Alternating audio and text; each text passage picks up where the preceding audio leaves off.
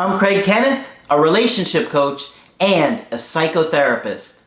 Every relationship is different and every breakup is different.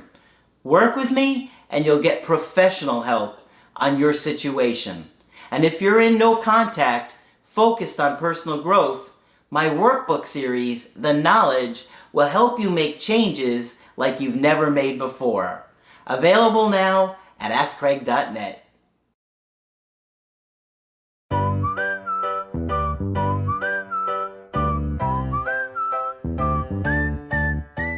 Hi there, I'm Coach Craig Kenneth. I'm Coach Margaret. And today we're going to be talking about he's back after our divorce.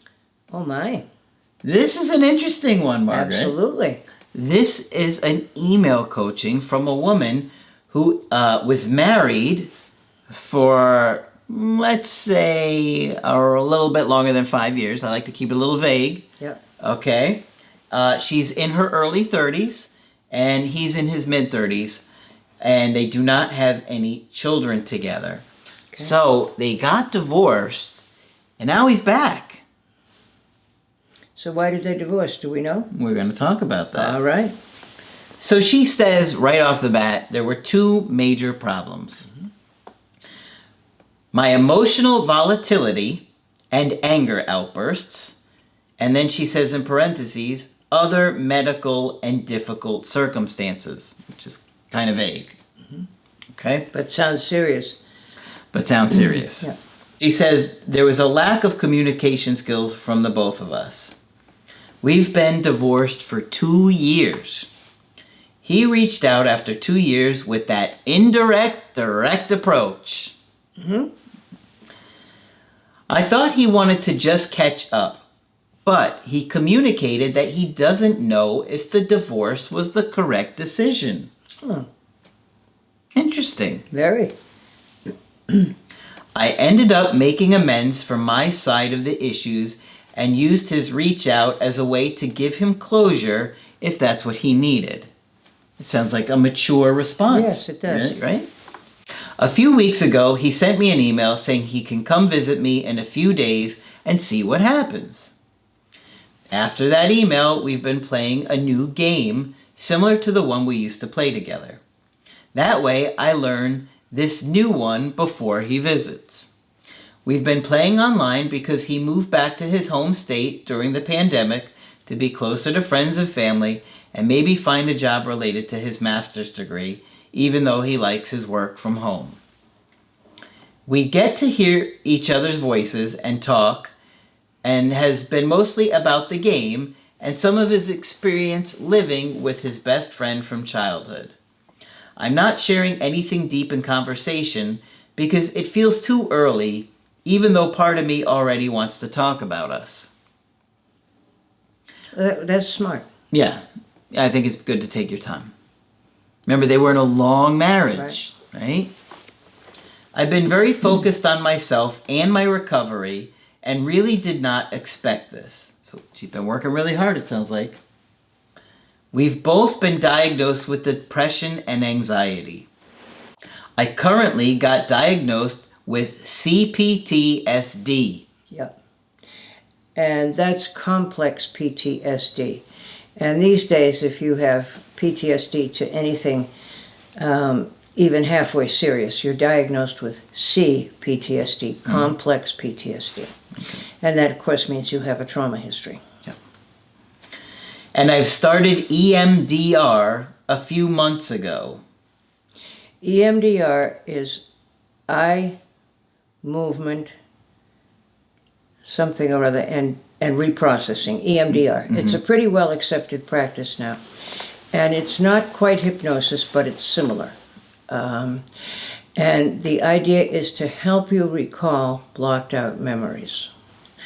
And personally, I think it needs to be handled very carefully because you're pulling up memories that the person's normal psyche hasn't pulled up. So you can work on other traumas, but I think it has to be done very, very carefully and slowly. So it sounds like she's working on her trauma history and trying to recover her memories. And I don't know how well that's going. Yep. And she also said she did 3 of the 5 workbooks so far. Good for her. So she's working her tail off. Good for she really is. So she says, how and when to communicate about the necessity for us to go to couples therapy and work on attachment styles. Based on your videos and the divorce care classes, we need to address the stuff under the rug before moving forward and repairing the relationship, the hardest part to reconciliation. My fear is that I'll be wasting my time because the last 4 years of our marriage I spent asking him to go to therapy and he refused. Now, do we know why she was asking him to go to therapy? We do not, but she did say they both have anxiety and depression. Yeah, and that they were communication problems. Mm-hmm. Okay. That's all she said about that. He said we could solve it ourselves. Give it up right now, lady. For an right? Yeah, honestly, I probably shouldn't have said that so fast, but, if one partner doesn't want to do it, it isn't going to work no matter what you do. Well, I mean, she spent 4 years asking him to go to therapy, and he still doesn't want to. Yeah. Yeah, he doesn't still want to go. Very frustrating. But each time I went to talk to him about it, he said it was nothing, that it was my anxiety. He doesn't want to work on anything. Yeah, see, that's my concern, is that she's worked so hard, and she's grown so much, and now to go right back to where he's still in the same place. Yeah. And blaming her for everything, apparently. Yeah. But then 2 months after that, he told me that he was thinking about divorce, and that he did not see a future with me. I guess this is meaning when they were married. In those last interactions, when I was trying to address the obvious issues, he basically took all the power in every conversation by dismissing it and then stonewalling. Well, he's going to go back to this. He's going to go back to this if he doesn't get therapy. Of course he is. This is what led me to have dissociation episodes during the last months of our marriage. She doesn't say what that means. No. Well, that's a serious symptom we don't see every day. And if you dissociate, you sort of leave the present moment and go off in your own head somewhere. And traumatized people learn to do it so they can block out either what's happening to them or what's happening around them. Yeah. And it would be logically connected to CPTSD. But it's a serious symptom. And if that's what she was doing, then that's to be taken seriously. Yeah, and she's worked really hard. Yes, she has. To go back to somebody who doesn't want to get into therapy. Yeah. All right. I do not want to be trapped in that anymore. I have very little hope that he has changed because all he does is distract himself and does not seek help. I just need help with what to do when he visits. I'm very confused about the situation. I'm sure. And the thought of becoming a long-distance relationship. Long-distance relationship? So somebody... Yeah, remember she said he went back to his home state because of the pandemic? Okay. And she says, how and when to communicate about the necessity for us to go to couples therapy and work on attachment styles. Okay, so... I can give her like 1 or 2 sentences. Margaret, I feel bad for her because... I do too, because she's worked very hard. And this guy's come into her life and completely disrupted it again. Yeah, exactly. But then she sits there and says, let's go to therapy, and if he's not willing to, there's no way I would pursue this. She may be buying into his saying that it was all her fault and her anxiety. It doesn't sound like she denies her symptoms at all. She's been pretty upfront with them. Yeah. But just think he was living with her going off, apparently. Yeah, and the stonewalling. At unpredictable intervals. I wonder what he thinks is in it for him. I don't know. And I'd sure like to think about what she thinks is in it for her. Yeah. But somehow she sounds very sweet and sincere. But you can't help somebody change who has no interest in it. And the other thing I don't like is he dismisses her concerns as not important. Yeah. And says we can handle it ourselves. Well, if we can handle it ourselves, why didn't we? If I'm in this situation, I would say, look, we were together for a long time and the relationship didn't work. I was unhappy for the last 4 years, and I asked you to do something about it by getting professional help, and you didn't want to, and that's your right. But I'm not getting back into another relationship with you unless you are in therapy and have been in therapy for some time. Yep. Because he'll get in the relationship with her. Oh, I'll get into therapy. Oh yeah, right. And then he'll quit after the second or third I know session. what'll happen. I already know the line.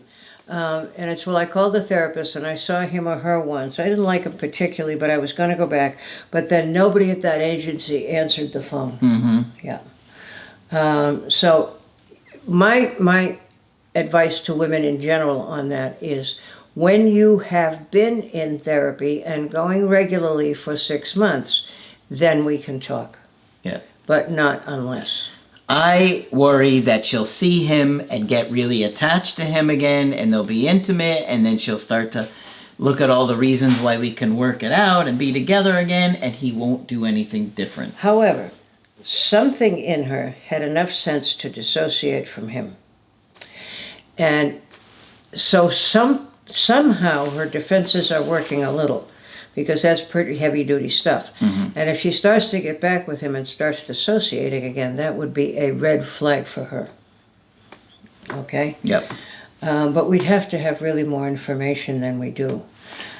We're not clear why she wanted him to get into therapy. She's honest about why he wanted her to change, etc. But she can't change at will. It sounds like dissociation is a very serious symptom. So I'm guessing that she has a very serious trauma history. Yeah. That she's in EMDR to remember and try to deal with. Mm-hmm. And she can't do it with him dismissing her concerns. Yep. Yeah. Yep. And acting like she's crazy. I'm just looking over her question here of how and when to communicate about the necessity for us to go to couples counseling and work on attachment styles. I think she's got to do it sooner than later. Oh, I think she has to do it immediately. Yeah, because... And honestly. Yeah, because why get invested in this again if he's really not serious about and don't walk on eggshells around him. If you're tippy-toeing around him now, thinking about what's the right time, no. He has to have an equal investment in changing things. Yeah, I agree. And it sounds like she's done a lot of work and he hasn't done any. No, because she said he hasn't been in therapy. Right. And she was asking him to go for 4 years. So in the years that they've been divorced, several years they've been divorced, he hasn't done anything to work on himself. So she has no reason to believe that he's going to. I don't think so. And, so many women will fall for, I'll get into just take me back and we'll get back together and then I'll get into therapy. And it never happens. Yeah. I wonder if she's blaming herself. Like he said, it was her anxiety and her problems and this and that. But if she's in EMDR therapy and talking about dissociation, then it's very serious. Yeah. And you could even say to him, to even deal with what I have, you have to be in therapy. Mm-hmm. Yep. Yep. Yeah. So I don't think they could start with couples therapy. I think they'd both have to be in individual therapy first. Well, it sounds like she's been in therapy first for or a at while. the same time. Yeah. So. But it would have to be, EMDR is lovely, but it doesn't help you put the story together. So she would want to be in traditional trauma therapy at the same time. Yep. Yep. So it's a tough situation that we are really reluctant to see you pursue. I think it's safe to say that. Be upfront with him. That's the respectful and decent thing to do. Mm-hmm. Okay?